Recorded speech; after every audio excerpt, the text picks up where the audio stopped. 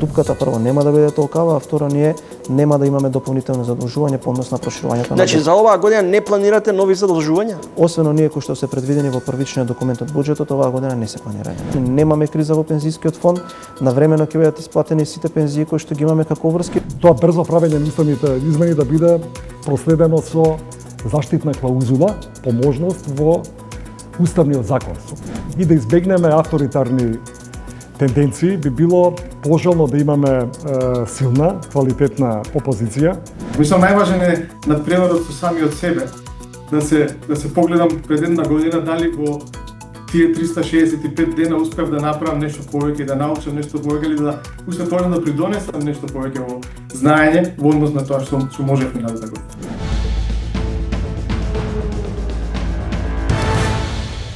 Во собранието тече политичката дебата околу ребалансот на буџетот. Зголемен дефицит, неизвесен пласман на капитални расходи.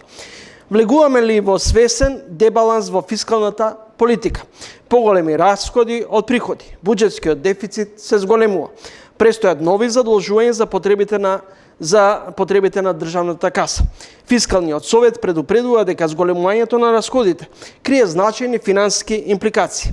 Од друга страна, ММФ прогнозира 3% годишен економски раст во Македонија во наредните 5 години. Гостин во ова издание на Тренинг Бојан Стојановски, еден од најгласните кога станува збор за економско-финансиските импликации во државата, пратеник, добре дојдовте во емисијата. Ви благодарам на поканата. Господин Стојановски, зошто ребаланс на буџетот? Дали е тоа некаков индикатор дека државната каса е празна? Не, апсолутно. Ребаланс на буџетот јас би го кажал како ребаланс и редефинирање на приоритетите. Вие ако добро го видите документот од над 520 страни, ќе видите и практично зошто се прави ребалансот.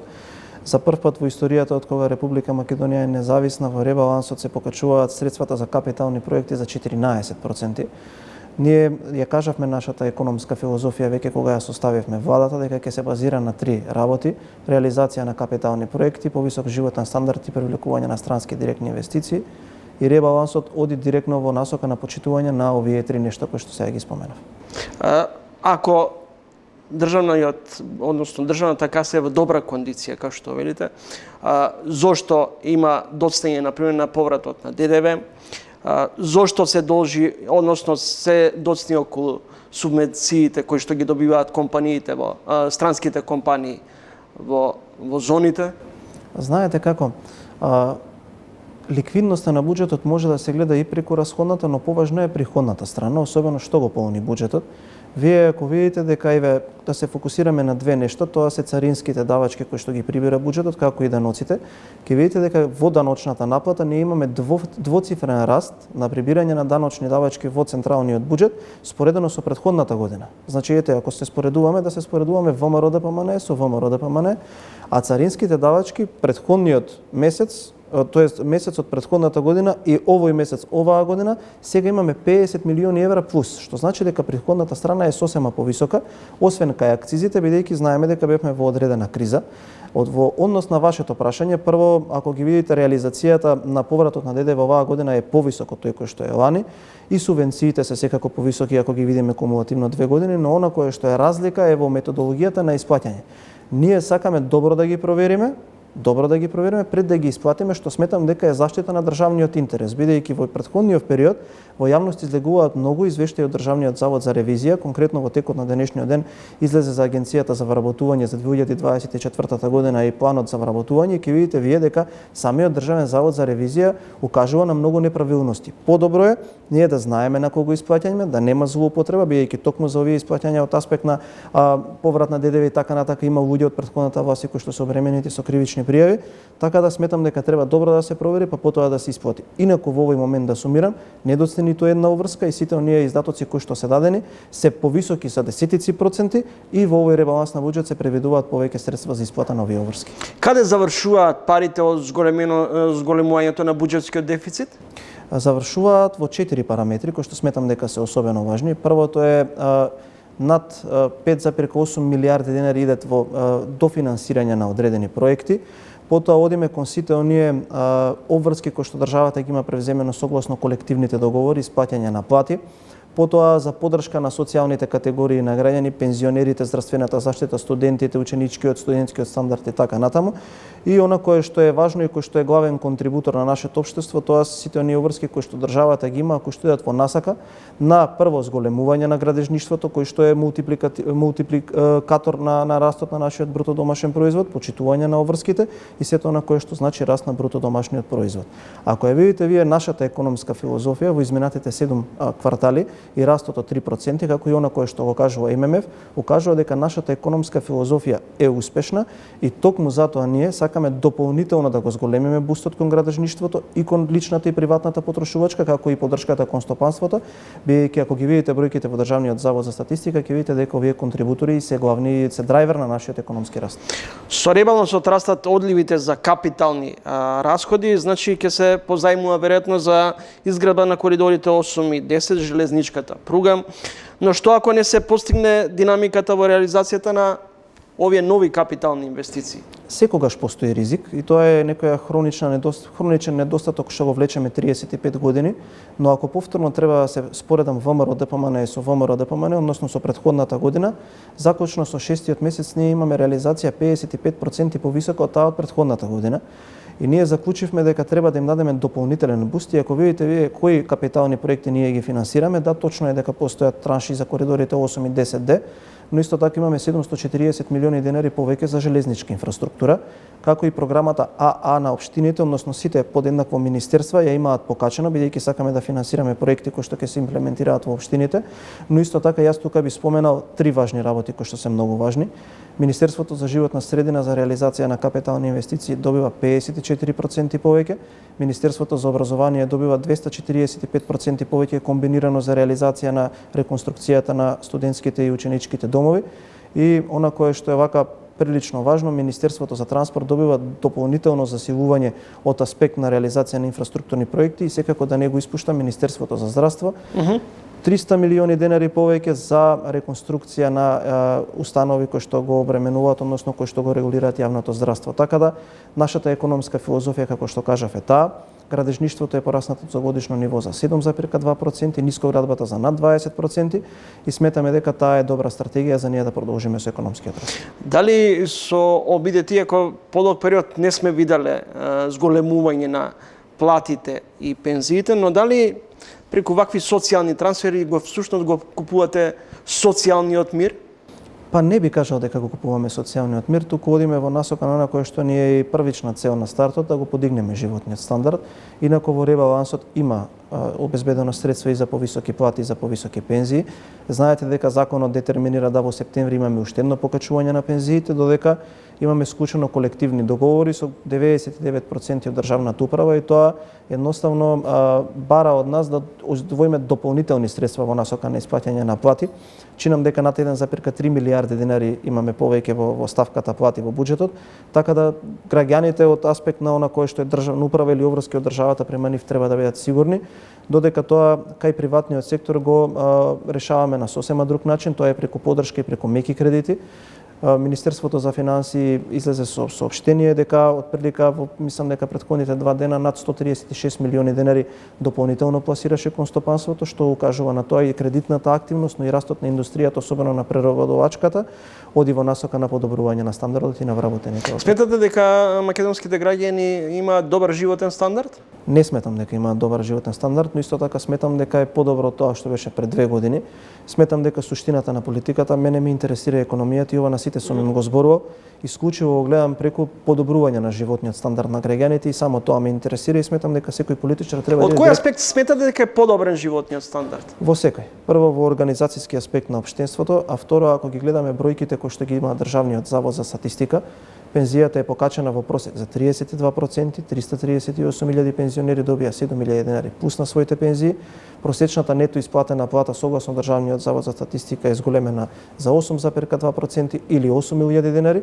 Како за колку проценти е зголемени се производите во маркетите, знаете? Ако одиме по Државниот завод за статистика, мене ме радува тоа што инфлацијата е намалена за 0,5% во однос на претходниот месец и цената на храната и безалкохолните пијалоци е намалена за 1,1%.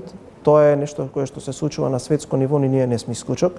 но сме влада која превзема мерки во таа насока. Знаете дека неколку пати се сретнувавме со оние кои што се нели трговци во целиот тој трговски ланец, добавувачи, производители и така натаму. Во собранието, во процедура, сметам дека брзо ќе биде донесен законот со кој што ќе се покачат казните. Државните институции постојат тука да ги регулираат цените. Не сме задоволни, но ќе работиме за да биде подобро, бидејќи тоа го правиме и 2 години. Фискалниот совет предупредува дека досегашниот буџетски дефицит од 3,5% се зголемува на 4,1% од бруто општественото производство. Тоа значи дека ќе недостигаат 800 милиони евра, па можеби 1 милиарда евра во државната каса. Дали ова е навестување, овие податоци од Фискалниот совет, всушност е навестување дека вие нема да имате друг избор, односно да ја продолжите политиката на задолжување? Не, задолжувањето оваа година ќе иде согласно планот кој што беше усвоен во првичниот документ, односно буџетот за 2026 година. Зголемувањето на дефицитот објаснив дека ќе иде во мултипликативниот дел на економијата. Тие средства секако ќе се вратат и ќе направат поврат во буџетот. Мислам дека нивното мислење е базирано во однос на бројките кои што сега можете да ги проверите на отворени финансии, но таму треба да видите дека во приходите, онако што како држава го имаме на некаков начин предвидено дека ќе се собере, најголем дел доаѓа за наплата во 9-тиот, 10-тиот и 11-тиот месец, тоа се даноците кои што треба да влезат во централниот буџет, така да дупката прво нема да биде толкава, а второ ние нема да имаме дополнителни задолжувања по однос на проширувањето на Значи за оваа година не планирате нови задолжувања? Освен оние кои што се предвидени во првичниот документ од буџетот, оваа година не се планирање нови задолжувања. Инвестиции, капитални, се работи веројатно и понекогаш може да се забележи дека се работи на подобрување на инфраструктурата, но од друга страна имаме се почесто незадоволство од аспект на тоа дека се најавува дека имаме недостиг на работна сила и се зборува дека во ваква состојба неизбежно ќе биде и зголемување на старосната граница и можеби она што се повеќе ја заговарате како теза, потреба од увоз на работна сила. Дали тоа според вас е добро решение или можеби треба да се искористат сите можни човечки капацитети со кои државата располага? Благодарам на прашањето. Брилијантно ја поставивте тезата. Сметам дека тоа е најголем проблем во нашата економија. Знам дека се ова што ќе го кажам можеби ќе најде на подсмев на одреден дел од општеството кој што е нели концентрирано околу опозицијата. Но еве вие ако видите добро сте го приметиле тоа, во овој момент имаме, ако ги прашате особено градоначалниците или претседателот на ЗЕОС, можеби одредено доцење на проектите во општините, бидејќи има толку многу би кажал продуцирање на потреба за ефективен градежен елемент, дали се тоа машини или луѓе, што едноставно компаниите кои што се присутни во Македонија не може да го испорачат и затоа имаме доцење на теренот. Тоа можеме ние да го надополниме преку два начини. Прво преку примањата кои што ќе бидат доволно примамливи за луѓето да се ориентираат кон тие струки, што во моментов сметам дека е така, но не сметам дека има доволна заинтересираност кај македонскиот дел од граѓаните да се ориентираат конкретно на таквите струки, а другиот дел да го надополниме со тоа кое што го кажавте вие и со увезување на работна сила од страна. Знаете дека ние ја проширивме таа квота од 5.000 на 10.000 луѓе кои што ќе може да влезат во државата, бидејќи само еден голем проект во центарот на Скопје кој што го градеа и почна во владата на ВМРО ДПМН, владата на СДСМ го продолжи, сега и ние го финишираме, го исполнуваат тој потребен квантум на работници и се почесто е барањето на внесување на нова свежа работна сила. Ако седнете вие со стопанските комори, тоа ќе ви го кажат. Така да јас би одел во насока на апелирање до македонските работници да гледаат што е тоа што е на пазарот му е потребно, да се ориентираат на таков начин, бидејќи секаде каде што има потреба, има и подобри платни услови. Веќе сметам дека Македонија почнува да го стигнува стандардот и на околните држави, но и на европските држави во насока на одредени струки кои што се насочно потребни, а доколку не, ние едноставно мораме да ја предвижиме економијата и ќе мораме да внесеме работна сила надвор. Сметате ли дека треба да се помести старосната граница? Па тоа е како тема што се наметна во јавноста како одредена анализа, не како одреден заклучок. Сметам дека во овој момент, вака како што е поставен системот е оптимален и е добро дефиниран. Гледаме дека државата редовно ги сервисира сопствените обврски, така да сметам дека може тоа да биде тема на дискусија која што би се имплементирала во подалечна иднина. Во моментов сметам дека системот е добро поставен. Не ве загрижува како владеачка гарнитура што ПИОМ не е во добра финансиска кондиција, дури и гувернерот на Народна банка предупредува дека вториот и третиот столб вака како што е поставен пензискиот систем на долг рок е неодржлив. Па знаете како, тоа е некое економско гледиште, тоа се неколку економски тези кои што се присутни во држава со децении назад. Ја лично сметам дека таа дупка се затвара единствено ако вие ги покачите приходите во буџетот и затоа и на почетокот на нашиот разговор го спомнав тоа, да ночните давачки се повисоки за 2 цифри споредено со претходната година, исто и царинските давачки, така да колку повеќе вие имате давачки и приходи во буџетот, толку помалку ќе биде и дупката во пензискиот фонд. Она што би сакал да го кажам дека таа тема е атрактивна зашто внесува паника кај граѓаните да бидат сигурни, да бидат стабилни, немаме криза во пензискиот фонд, навремено ќе бидат исплатени сите пензии кои што ги имаме како врски или дополнително ќе бидат уште повеќе покачани од тоа што се. Но се отвори пандорината кутија за припојување и укинување на приватните пензиски столбови во кои вработените штедат за стари. Денови тие веќе имаат акумулирани средства за вработените од речиси 3,5 милиарди евра. При тоа се заборава дека од нив се добива дополнителен надоместок, а не пензија. Знаете како, мислам дека оваа теза повторно дојде од одредени центри кои што се блиски до опозицијата, што е политички легитимно, бидејќи сакаат да внесат паника кај граѓаните. Сакам само да потсетам дека без разлика дали некој е приватен или државен, сепак тука треба да постои одредена конкуренција, како што постои конкуренцијата помеѓу приватното и државното образование, така да ја не гледам тука никаков проблем, доколку тој кој што го штити државниот интерес и настапува во име на државните институции, смета дека е можеби подобро државните институции да имаат повеќе приврзаници отколку што имаат или обврзници колку што имаат приватните институции. Дали може би се размислува за национализација на средствата од приватните пензиски столбови? Не. Не? Колку сте сигурни? Сигурен сум. Она што можев да забележам дека има одредени зголемување во делот на средствата околу издвојување на социјалните делови за пензиите. Така. Зошто? Па не се само за пензиите, туку кога го видите тоа социјални трансфери, има таму и неколку давачки кои што оваа држава ги има и ги класифицира под тој издаток. Тоа се здравствена заштита, но тука влегуваат и ученичкиот и студентскиот стандард. Особено за студентскиот стандард сега се издвојуваат 400 милиони денари повеќе.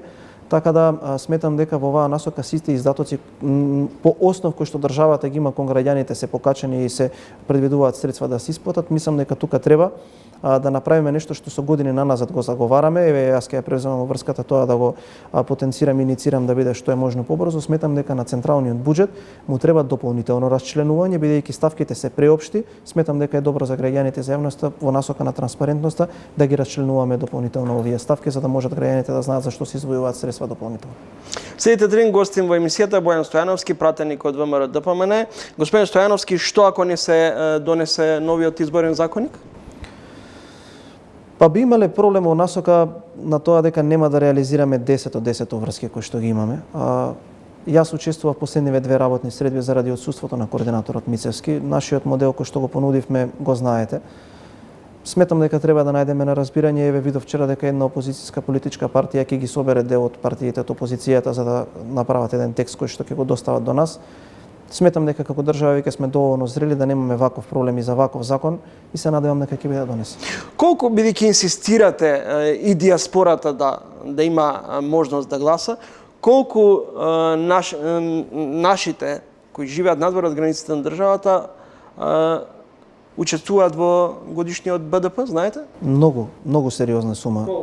Отприликат процентот точно не го знам, но знам дека секоја година иде над милиарда, а зависно од тоа каква е годината надвор од државата, 1,3, 1,2, но има нешто што мене ме загрижува. Тоа е што во последните неколку години наместо да растат целта на дознаките, бидејќи така се води економската класификација, таа почнува да опаја. И она кое што ја го носам како заклучок и затоа и го поддржувам овој начин на изјаснување на диаспората е дека можеби тие луѓе почнуваат да ја губат вистинската и силната врска што имаат со нашата држава. И тука не делам по националност, сите националности подеднакво.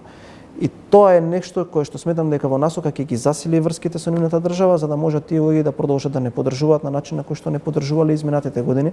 Бидејќи јасно е, Македонија нема сега во последниве 10 или 15 години проблем со тоа, туку со стотици години назад ние сме гурбеджиска држава и едноставно ние немаме друг начин освен да ги засилуваме врските со тие луѓе. Мислите дека исто тежи гласот на македонскиот граѓанин кој живее тука и македонските граѓани кои живеат надвор од државата. Ја, например, мислам дека луѓе кои заминале од пред 15 години, да речеме од Македонија 20, појма немаат кој е лидер на ВМРО, ДПМ и на СДС. Дури можеби не знаат ни кој е претседател на државата. Мислам дека имаат исто право да се изјаснат, бидејќи знаете како ние разговараме за изјаснување на избори од аспект на парламентарни и председателски избори, не за локални избори. За локални избори може да се прифати до некаде вашиот аргументи, во таа насока иде и мислењето на Венецијанската комисија, но кога ќе видите вие бирате премиер, министри и председател за да ве представува вас пред светот, а исто така не сметам дека ние треба да бидеме непријателски кон тие луѓе, затоа што тие се еден елемент кој што е суштински во нашето постоење и секако сметам дека треба да имаат право да се изјаснуваат. Тука беше земјана високата европска представничка Марта Кос. Вие инсистирате на гаранции од Брисел нема да добиеме. Однос на тоа уставни измени да, меѓутоа да добиеме од друга страна своевидна гаранција дека после тоа нема да има нови барања. Имате друга алтернатива, друго решение наспроти? Па очекувана беше таа изјава, јас ова би го поделил во два степена. Првиот степен би изразил... Ако било очекувана таа изјава дека од Марта Кос, зошто инсистирате и барате гаранции? Какви гаранции барате? Па не беше прв пат некој да даде таква изјава. Затоа реков два степена. Прво ќе изразам задоволство од незината пофалба за реализација на реформската агенда, а второ, изјавата е иста како што ја слушаме и години назад, но сметам дека нашата дипломатија вродува со плод. Ќе кажам две работи кои што сметам дека се суштински и дека се многу важни.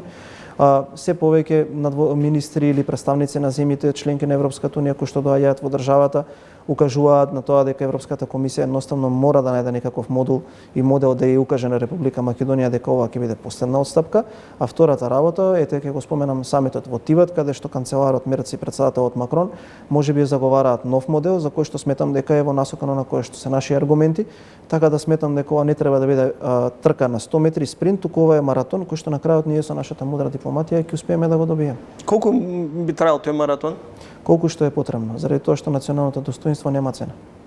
Може да чекаме 15 години. Не мислам дека ќе чекаме за 15 години, бидејќи ние за 2 години успеавме да направиме многу повеќе од бланко дипломатијата во претходните 7 години. Ете кој би верувал пред можеби една година дека во Тиват ќе седнат Мицкоски со Мерц и со Макрон и ќе разговараат за поинаков модел на проширување на Европската унија. Затоа велам, мудра дипломатија која што ќе се едноставно ќе почива на мудри и добро измерени чеки. Кога велите дека водите мудра дипломатија, што прави македонската влада во однос на релаксирање на односите со Бугарија?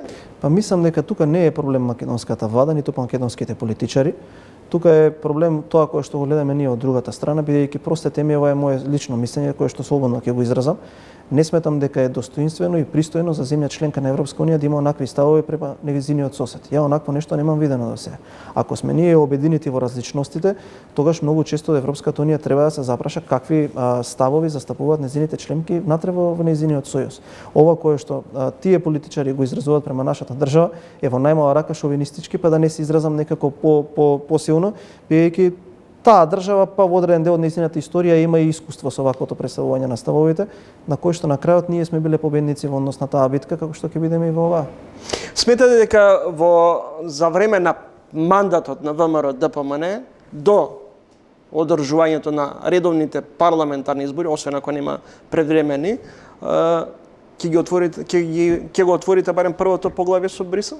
Ако се цениме по реформи и мерки, ние би требало веднаш да го отвориме, бидејќи планот за раст покажа дека ние сме тие реални фронтранери и шампиони во реализирање на мерки. Се што е останато, доколку успееме да најдеме соговорник кој што ќе ги гарантира нашите права и ќе ни даде гаранции дека ова ќе биде последната отстапка и ќе покаже дека има волја барем една од пресудите на судот за човекови права да ги исполни, ние би можели и сме спремни уште утре да го почнеме првото. Повторно ви зборувате за гаранции, а од друга страна велите дека сосема ви била јасна и очекувана изјавата на Марта Кос. Ма ние ќе ги очекуваме тие изјави во наредниот период. Тоа едно е што е нивниот став, нашиот став е овој и сметаме дека со нашата мудра дипломатија ќе успееме да ги убедиме дека нашиот став е правилен. Благодарам што дојдовте. Ви благодарам за покана. Бојан Стојановски од ВМРО ДПМН, пратеник.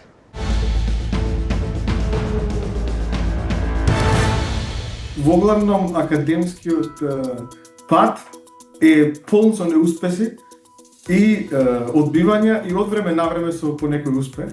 И мислам дека треба човек да научи да се челичи и како да работи со тие. Тоа е одлично прашање, Чововски. Тоа е значи постои голема анксиозност кај сите што ќе се случи со вештачката интелигенција. Дали ќе продолжиме да ги предаваме истите работи.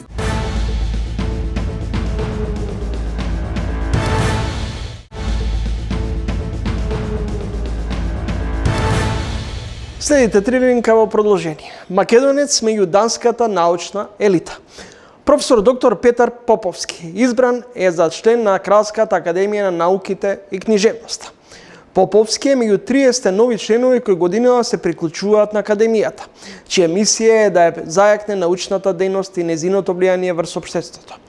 Со изборот, Поповски станува дел од елитното научно друштво, во кое низ историјата членувале некои од најголемите светски имиња, меѓу кои и Ханс Кристијан Ерстед, Нилс Бор, Чарлс Дарвин, Марија Складовска-Кири, Алберт Ајнштајн и Фердинанд де Сосир.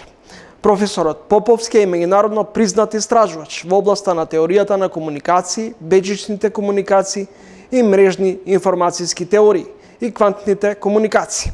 Неговата научна работа има значајно влијание врз развојот на идните генерации, комуникацијски технологии, вклучувајќи ги интелигентните бежични мрежи и новите рецепти за пренос на информација.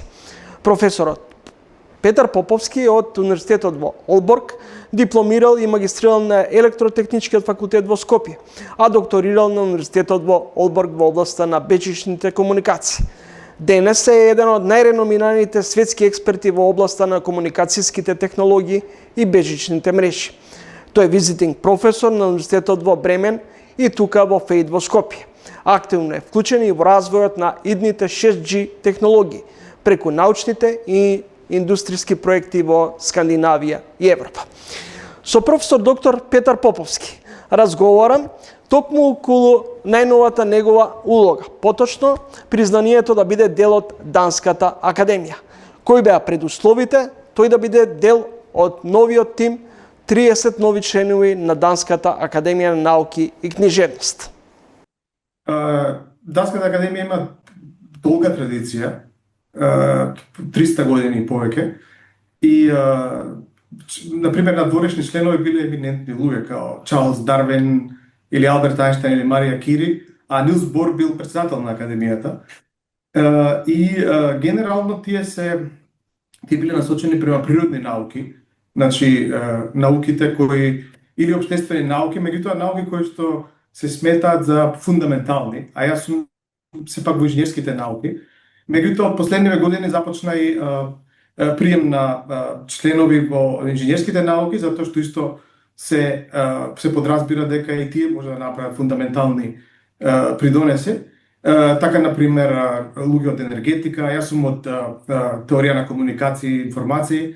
Така да, мислам дека посебно со тоа што се случува технолошки напредок и дигитализација, се сваќа дека и тоа содржи фундаментални придонеси и дека е потребно да ги имаат тие профили во поглед на стварање, например, научно-истражувачка политика во земјата, давање на насоки, например, за политичарите, давање на насоки за индустрија и слично. Така да, мислам дека јас сум еден од помалкуте кои се во инженерски области и ми е чест да бидам секако член на академија. Јас од лани сум директор на Центар за фундаментални истражувања во квантни комуникации. И ако гледате од тие луѓе кои што се примени годинава, неколку од тие луѓе се веќе директори на такви центри, например, еден е во физика, во област на гравитација, во област на биологија и слично. И мислам дека тоа е еден фактор. Меѓутоа најважен фактор е континуирани придонеси во рамките на одредена област, како што сум јас, например, во теорија на комуникации и во бежични комуникации, и исто да постои активност, например, во однос на уредник на журнали, присуство во научниот свет, давање на поканети предавања на поголеми конференции и слично. Тоа се некои параметри кои што се гледаат, меѓутоа генерално најважното е дали има придонес и тој придонес, на пример, во мојот случај беше во теорија на комуникации, 5G и 6G мрежи, и тоа што се случува во моите истражувања во однос на пример, како идните комуникации ќе соработуваат со вештачка интелигенција или како ќе се користат квантните феномени како субстрат за комуникација и слично. Така да, базирано е на седо тоа, сега од аспект на инженерство, 2020 ми се чини дека добив награда за постигнување во телекомуникациите, национална награда за постигнување во телекомуникациите. И сега ќе се соберат така некои поединечни фактори, да се доаѓа до кумулативна слика и критериум за прием. Сте дипломирани магистrirani на електротехничкиот факултет во Скопје, сте докторирани на универзитетот во Олборг, каде сега и работите како професор во областа на бежичните комуникации. Имате објавено околу 700 научни трудови и сте носител на над 30 патенти. Дали може да се каже дека сте меѓу најуспешните македонски научници на меѓународната сцена? Дефинитивно не. Затоа што прво и според мене, а и според објективни критериуми, нели? Затоа што според мене, знаете како, тоа има различни параметри и во секој параметар ќе најдете некој кој што постигнал повеќе. Например, во типови на проекти, во типови на публикации, во типови на, не знам, кој успеал со стартап компанија, некој успеал да од тие иновации да направи голема компанија која што после ќе порасне и сето тоа. Јас, например, се пробав со стартап компанија пред 10 години, меѓутоа после 6 години требаше да ја затвориме затоа што не беше интересно. Да издржавме можда уште 3 години, ќе беше многу интересно затоа што работевме со детекција на дронови. И сакам да кажам дека воглавном академскиот пат е полн со неуспеси и одбивања и од време на време со по некој успех. И мислам дека треба човек да научи да се челичи и како да работи со тие.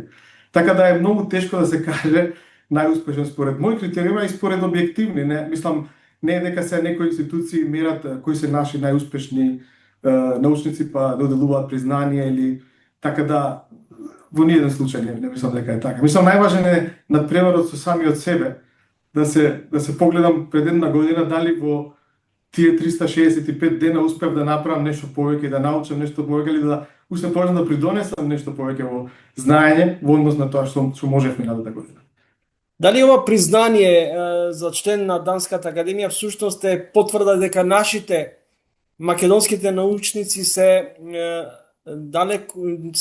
успешни надвор од границите на државата и меѓународно признати и етаблирани одлично?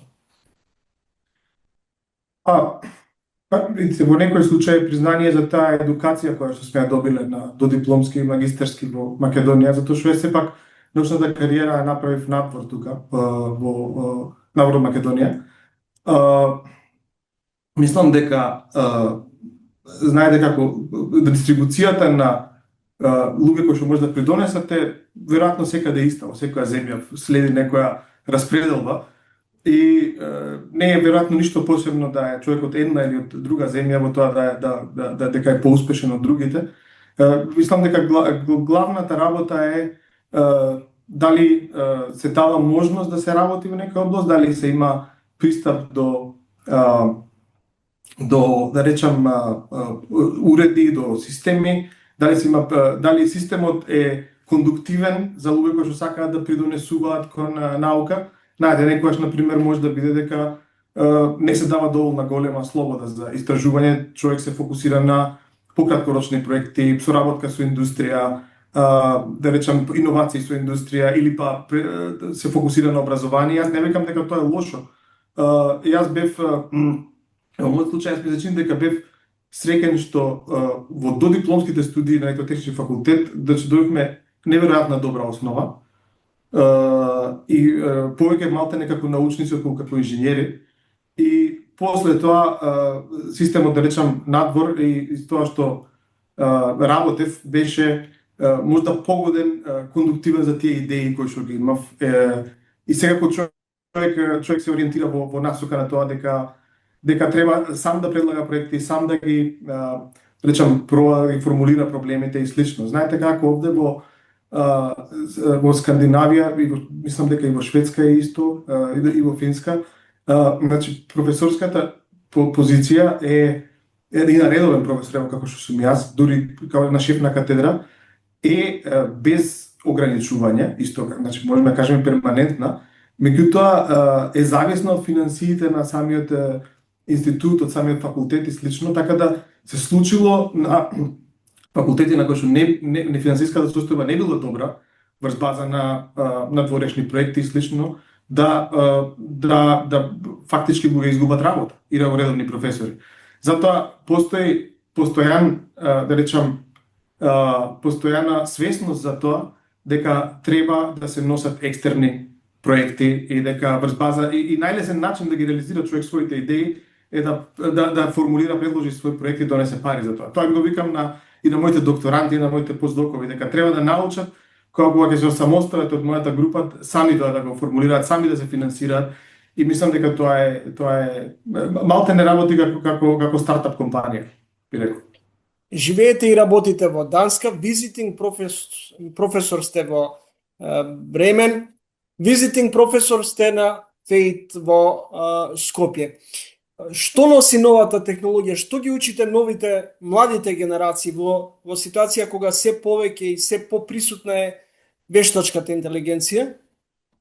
Тоа е одлично прашање, Чововски. Тоа е, значи, постои голема анксиозност кај сите што ќе се случи со вештачката интелигенција. Дали ќе продолжиме да ги предаваме истите работи кои што ги предаваме, кои области ќе бидат заменети, знаете, има многу контрадикторни сигнали тука. Например, ми се чини дека Лани Антропик, една од најголемите фирми за вештачка интелигенција, кажа дека софтверските инженери ќе станат редундантни, непотребни за нека година, па после неколку месеци отворија позиции за софтверски инженери за многу високи плати. Знаете, така да ми се чини дека се уште постои голема несигурност околу тоа. Јас конкретно се фокусирам на три теми, генерални теми. Првата тема е како вештачката интелигенција ќе се интегрира со безжичните комуникации, затоа што, знаете, сега со нашиот мобилен телефон ние се поврзуваме на базна станица. Таа базна станица има за задача само да ни даде конекција од друго место или да преземе нашата конекција. Меѓутоа, во иднина таа базна станица ќе биде опремена со, да речам, пресметувачки капацитети, computing capabilities, и ќе собира податоци, например, сензорски податоци за околината и слично, така да на некој начин ќе стане порта меѓу физичкиот и дигиталниот свет. И сега она што ние се обидуваме да го сватиме е како тие податоци кои што ќе одат во таа мрежа, кои што ќе доаѓаат, да речем, од физичкиот свет, кои што ќе доаѓаат од луѓето, како да бидат веродостојни, како да бидат навремени, како да не им наштетат на луѓето, например да има постојано следење на луѓе преку сензорирање и слично. Тоа е едно прашање со кое што работиме. Второто прашање, кое што е, да речам, по телекомуникацијско, физичко телекомуникацијско, е како растот на сателитските комуникации ќе се одвива во наредните години, каква ќе биде нивната интеграција со да речам терестријалните комуникации, со обичните кои ги знаеме. Сите нормално збора за SpaceX, кој што лансира многу сателити, меѓутоа Европа има конкурентен систем кој што ќе се лансира за некоја година и е многу поинаку замислен да ги поддржи владите, војските, сигурностни системи во Европа и слично. Така да тоа е втората тема, и третата тема е центарот кај што сум директор за квантни комуникации, која што е најдолгорочна и каде што, да речем, уште имаме голема несигурност околу тоа што е возможно со хардверот и кои се, да кажам, можности за квантни компјутери. Меѓутоа, нашата задача тука како комуникацијски инженери е како да креираме протоколи, стандарди и алгоритми за пренесување на таа квантна информација, која што има различна природа од класичната информација која знаеме. Во едно интервју, мислам дека пред 6 години, констатирате во научните трудови најважни се идејата и интелектуалниот скок. Констатирате дека мора да се инвестира во научно истражувачки проекти. Колку во европските центри, во споредба на пример со Македонија, може ли да направите некаква компарација колку ние умееме да инвестираме во вакви големи или значајни научно-истражувачки истражувања генерално? Да видите, јас не го знам точно буџетот, колку е и кои се правилата за инвестирање во Македонија во наука. Овде во ДАСА го знам одлично, затоа што сум сега подпредседател на научниот истражувачкиот совет за технологија и така да сум во тој совет кој што одлучува со располагање на средства и ги доделува на данските истражувачи во генералната технолошка област. Тоа е еден фонд само, меѓутоа тука има и доста приватни фондови. Знаете, Novo Nordisk лани беше најголема фирма во Европа и Novo Nordisk има посебен фонд кој се вика Novo Nordisk Foundation и тие доделуваат научни средства во големи износи. Во однос на Македонија... За колкава сума, за колкав буџет станува збор? Буџетот на Novo Nordisk е огромен. Само ќе ви кажам еден пример. Имате една шема што се вика Novo Nordisk Recruit, во која што, да речам, данските универзитети се мотивирани да аплицираат, да најдат некој профил од странство, дали Нобеловец или некој кој што добил ERC грант или слично, за да го донесат како професор тука, значи за да привлечат талент и стартниот пакет за тој професор кој би дошол тука е отприлика 7 милиони евра. Значи тие 7 милиони евра, значи не треба да се сваќа дека тоа е бонус за него, него тие 7 милиони евра се за да вработи докторанти, да вработи постдокторанти и слично. Сакам да кажам дека тоа е само една шема. Меѓутоа не треба да се гледа само тука локално, треба да се чини дека треба да се даде европска перспектива. Европа има фантастични инструменти. Знаете, сите критикуваат Европа за едно или друго и постои место за критика во однос на технологија, во однос на некои политички покрети, меѓутоа во однос на наука ми се чини дека има извонредни инструменти. Например, European Research Council е една од најпрестижните, како се вика, научни грантови во светот и кој што дава можност да човек работи на своите идеи. Значи треба да спомине еден ригорозен процес на евалуација која ќе го добие тоа. Со тој грант може да направи своја истражувачка група. И тој грант е, например, индивидуален. Мислам дека е почетниот грант за помлади истражувачи околу 2 милиони евра, па после може и поголем. Сега има нова шема, се вика ERC+, која оди на кај 5-6 милиони евра. Мислам, тоа со парите е релативно, затоа што дел од тие пари оди во универзитетот како администрација, затоа што треба да се платат, например, овие простори кај што седиме, треба сите административни работи околу нас да бидат платени. Во Данска конкретно тоа е 44% од самиот грант. Така да сакам да кажам дека самата сума пари е релативна, зависи што ќе се прави со тие пари, дали ќе се купува опрема, дали ќе се плаќаат например теоретски истражувачи. За еден математичар 2 милиони се веројатно премногу, ама за експериментален физичар се премалку во однос на опремата. Во однос на Македонија сакам да кажам дека шансата за учествување во европски проекти е отворена цело време, голема, и дека тоа е најдобриот начин да се добие да се добијат средства за истражување, да се биде дел, да речеме, таа европска елита. И тоа, например, моите колеги на ФЕИД во Скопје тоа го прават со години, веројатно и на другите факултети, и тоа за ФЕИД знам со сигурност. Професоре, технолошката сувереност во Европа, што тоа потенцијално значи за Македонија?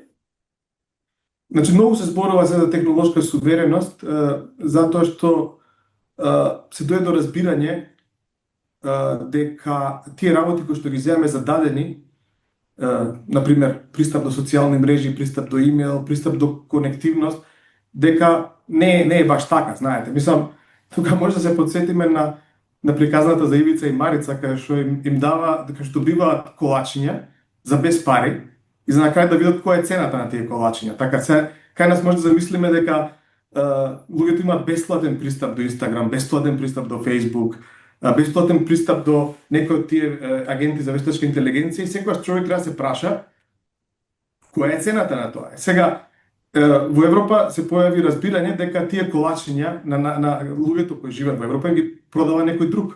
Дека таа технологија продава некој друг. Например, ево, не морам да ги именувам фирмите, почнете од тие мобилни телефони кои ги имаме, тие чипови, па тие веб-сајтови, па социјални мрежи, на кои компании тие припаѓаат и каде тие компании се сместени. Затоа технолошка сувереност значи дека ќе може одредена земја или одредена група земји кои имаат меѓусебна доверба да ја контролираат таа логистичка линија на продуцирање на тие технологии и да имаат контрола врз тоа што се случува со нивните податоци, што се случува со приватноста на луѓето, што се случува со тоа колку е достапна технологијата. Ми се чини дека од војната со Украина, например, во еден момент научивме дека можно е еден човек да одлучи да прекине конективноста на цела земја и да одлучи на кај ќе оди војната. Знаете, мислам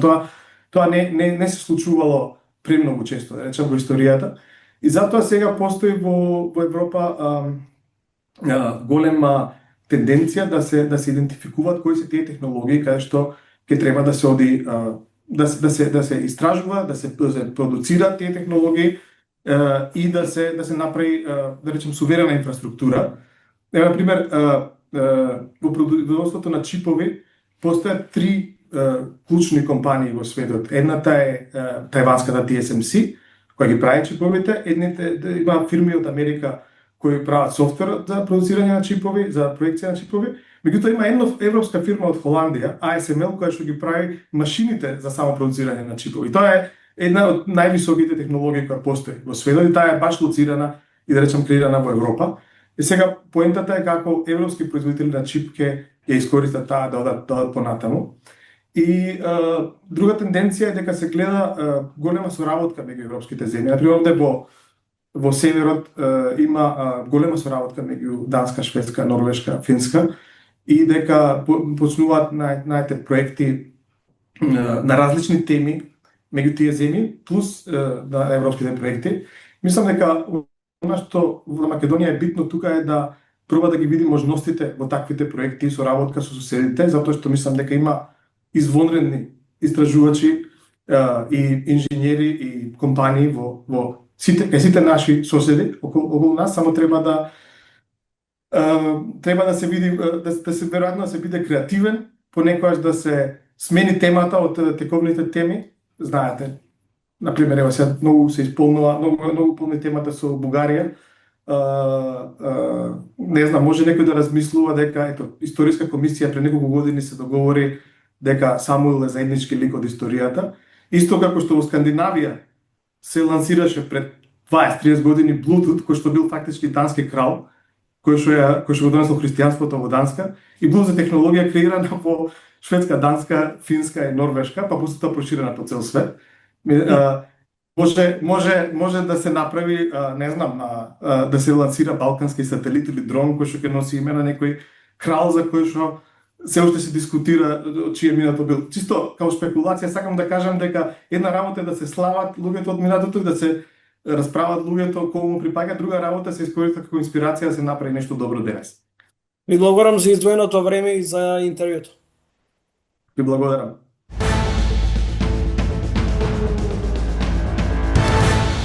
Историски кај нас, значи консолидација на партиите и како рековте окрупнување на фракциите и така натаму, настанува кога партијата ќе дојде на власт. Значи имаме докази дека тоа било случај и со Социјалдемократскиот сојуз и со ВМРО ДПМН. Така да за партија која е во опозиција после тежок изборен пораз, ова навистина представува еден сериозен предизвик.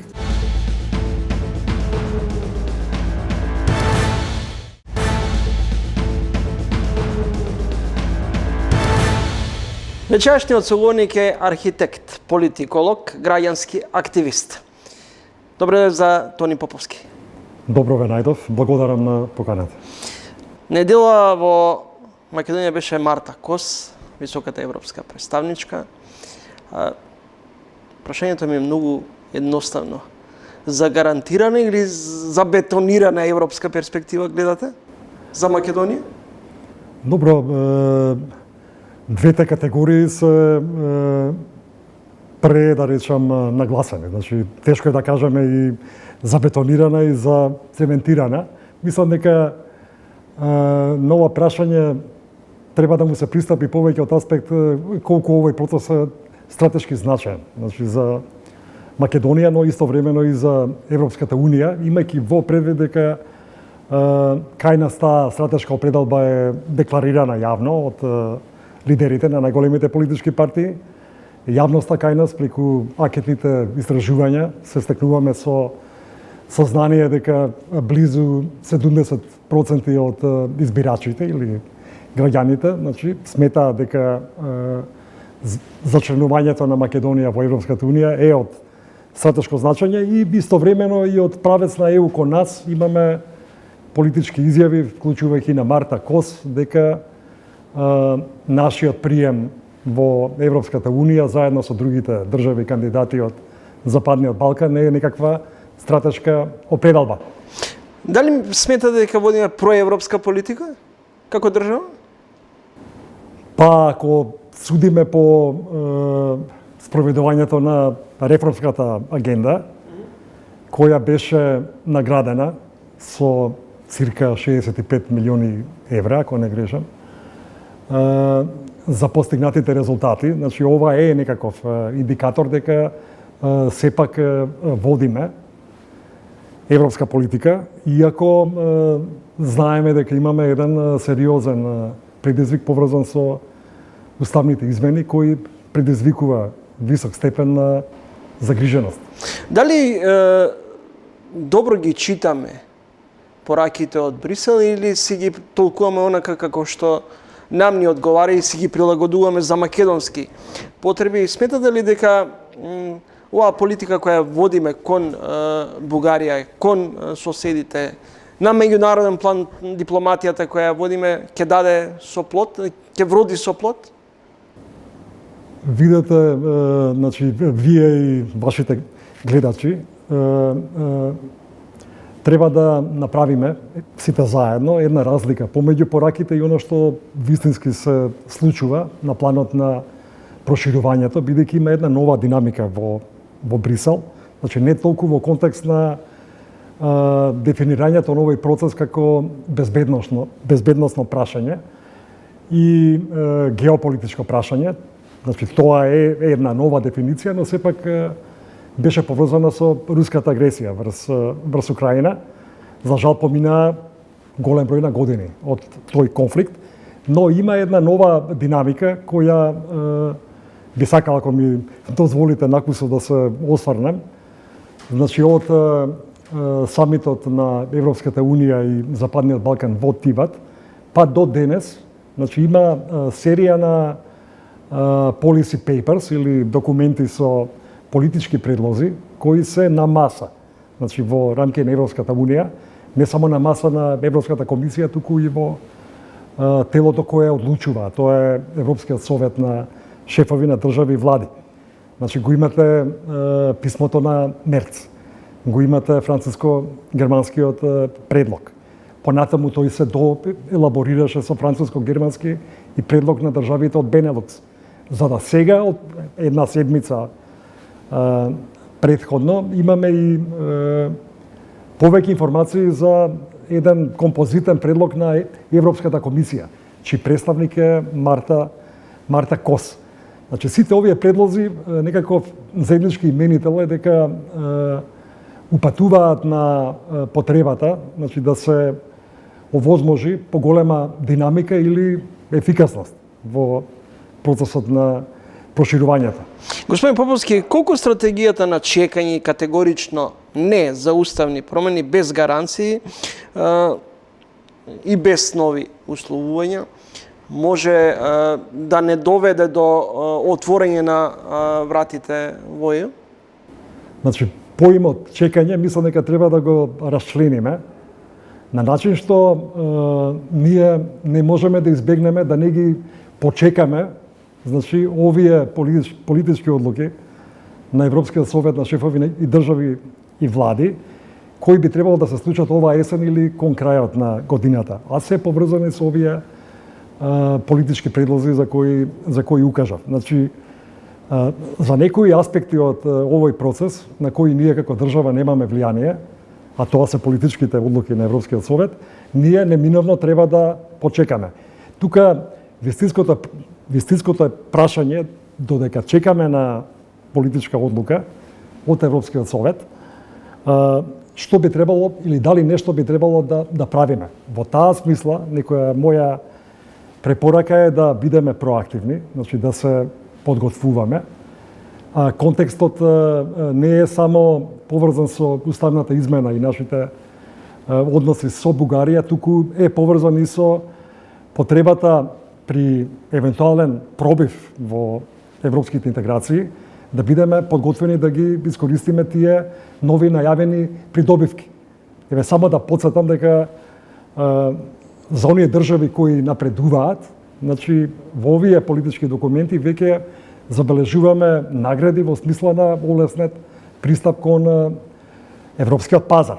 Вие во една статија пишувате, меѓу другата, државата треба да испорача реформи на судскиот совет, во судскиот совет, судската независност, резултати во борбата против корупцијата, нов кривичен законник, усогласување со ЕУ стандардите, деполитизација на јавната администрација, финализација на трите патокази. Така. Прво, ако ми дозволите, значи тој мој предлог или препорака е дел од еден пакет на активности кои јас ги препорачувам. Значи, покрај тоа да ги правиме реформите, бидејќи најдобрата дипломатија, вие да ги направите реформите. Значи, ќе биде многу потешко да бидете блокирани, доколку покажете еден реформски резултат. Прво тоа, околу реформите.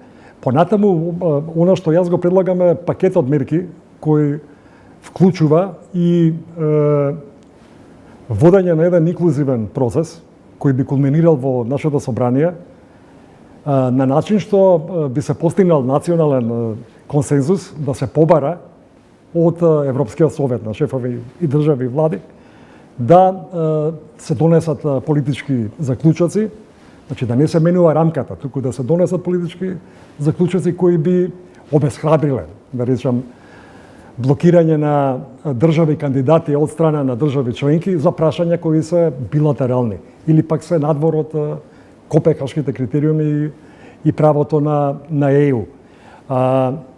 Само уште нешто би спомнал, дека слични формулации има и во француско-германскиот предлог, каде што се бара од државите членки, значи повеќе да ја почитуваат Европската комисија, кога Европската комисија ќе одлучи да препорача отворање или затворање на поглавја.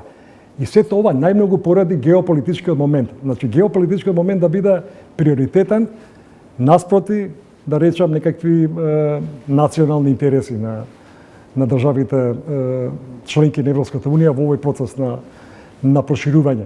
Тоа би можело да биде, доколку биде вградено во некој конечен механизам, оваа есен, тоа би можело да биде една суштинска гаранција за владата, за политичката јавност кај нас и сите чинители ние да пристапиме кон брзо правење на уставните измени, но и јас сум еден од оние кои се залагаат тоа брзо правење на уставните измени да биде проследено со заштитна клаузула по можност во уставниот закон, кој би бил наменет за спроведување на амандманите. Значи, да има некаква одредба за спроведливост или временска одредба во него. Во најновите анкети покажуваат силна предност на Мицковски и ВМРО-ДПМН, дали преголемата моќ на власта наспроти грогираната опозиција создава доволно здрава клима, демократски амбиент во земјата? Прашањето е многу битно. Тука веднаш би рекол дека власта и во моментов црпи легитимитет од изборите, и ако на ова ги надоврзаме резултатите од последните анкети, значи неспорно е дека оваа влада има легитимитет кај избирачите, но истовремено е многу битно да имаме во предвид дека стратешки ние градиме, да кажам, императивно еден демократски амбиент. Значи, ние да можеме да го одржиме тој демократски амбиент и да избегнеме авторитарни тенденции, би било пожелно да имаме силна, квалитетна опозиција, слободни медиуми, како што е вашиот медиум, динамично, граѓанско општество и не помалку важно да имаме деполитизирани, значи самостојни, независни институции. Значи, спротивното на се во ова би не направило ранливи од демократски аспект и не е добро за нашиот имидж, повторно и во контекст на процесот на европските интеграции. Следите трин гости во емисијата Тони Поповски, политиколог, архитект по професија, екс-министер за животна средина. Господин Поповски, како гледате на превирањата во Социјалдемократскиот сојуз, најголемата опозицијска партија? Дали ова води кон создавање на нова политичка партија или гледате обиди за спас и преземање на Социјалдемократскиот сојуз? Во јавноста провејуваат различни стојалишта и од политичките фактори, но и генерално зошто најголемата опозицијска партија се доведе до ваква или неколку последователни избори доживува таков изборен инженеринг? Не е необично во демократијата, па и оваа наша демократија македонска, да ние имаме случаи, ги имало и во минатото, партиите после изборен пораз, особено на собраниски избори, да се соочуваат со слични проблеми. Доволно е да се присетиме и на претходни епизоди во рамки на Социјалдемократскиот сојуз и на ВМРО ДПМН. Кога овие партии губеле избори, во неколку случаи тие процеси внатрешни завршувале дури и со формирање на нови политички субјекти, значи политички партии, покрај тоа што постоеле фракции. Не е ништо необично, тоа е вака еден предизвик првенствено внатрешен за Социјалдемократскиот сојуз, но би сакал да укажам на еден друг аспект, визави целиот наш денешен разговор, а тоа е дека препорачливо е македонската политичка сцена колку е можно повеќе да наликува на политичката сцена во Европската Унија. Значи да има еден оптимален политички диверзитет. Особено во спектарот центар-лево, центар-десно, каде што припаѓаат и политичките семејства на Социјалдемократскиот сојуз и на ВМРО ДПМН. Значи многу е битно ние да имаме квалитетна политичка понуда во тој спектар. На тој начин би имале граѓаните можност за еден поквалитетен избор, би рекол. Мислите дека е создадена клима за создавање на нов политички субјект на политичката сцена во државата? Па прво би рекол дека секогаш, значи кај нас во Македонија има одреден број на потенцијални избирачи кои или не се активни за време на изборниот циклус, бидејќи немаат политичка понуда која би ги привлекла, но има и избирачи кои не учествуваат во политичкиот процес, бидејќи нема токму го нема ова што јас говорам. Значи, немаме спектар на политички партии кои би го бија одразувале оваа, да речам, понуда во Европската Унија. Така да секогаш постои можност некој да се осмели. Или... Добро, ние може да се сетиме дека во 90-тите почетокот на Па 2000-та, например, имавме демократска алтернатива. Така да и мојот ангажман беше во една помала. Па потоа многу брзо и изгасна партијата. Так. Сега ве прашувам како дуги години ја обсервирате состојбата политичката сцена во земјата, ве прашувам каков исход очекувате да произлезе од овие недоразбирања, превирања внатрешни во социјалдемократскиот? Дали може да се изроди нова партија или може би да дојде до окрупнување и сплотување во социјалдемократскиот сојуз наспроти тоа што се чини дека ова крило што се создаде со платформата беше окарактеризирано како реформаторско. Повторно историски кај нас, значи консолидација на партиите и како рековте окрупнување на фракциите и така натаму, настанува кога партијата ќе дојде на власт. Значи имаме докази дека тоа било случај и со Социјалдемократскиот сојуз и со ВМРО ДПМН. Така да, за партија која е во опозиција после тежок изборен пораз, ова навистина представува еден сериозен предизвик. Во многу нешто ова зависи и од индивидуалниот пристап. Благодарам за издвоеното време. Благодарам и на вас на вниманието и довербата. Тони Поповски, поранешен министер, архитект по професија, политиколог, гостин во овој издание.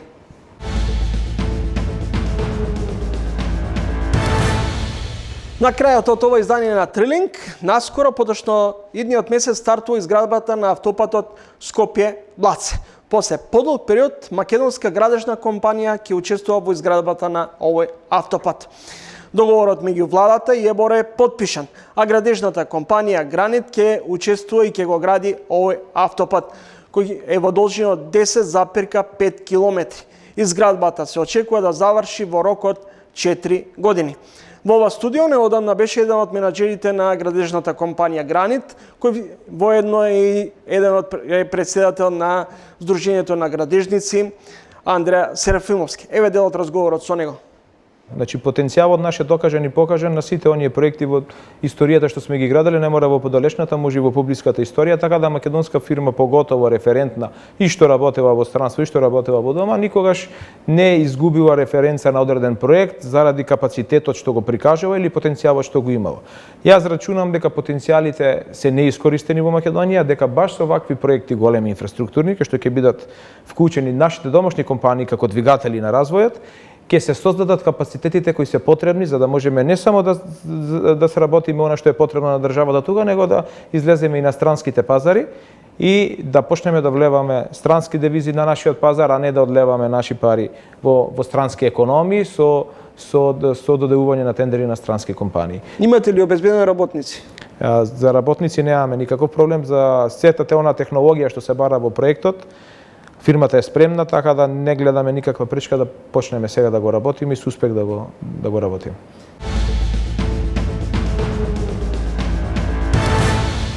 Ви благодарам што не следевте, довидување и останете со програмите на телевизија 24. Читајте на triling.mk со најнови содржини, теми, интервјуи и анализи. Довидување.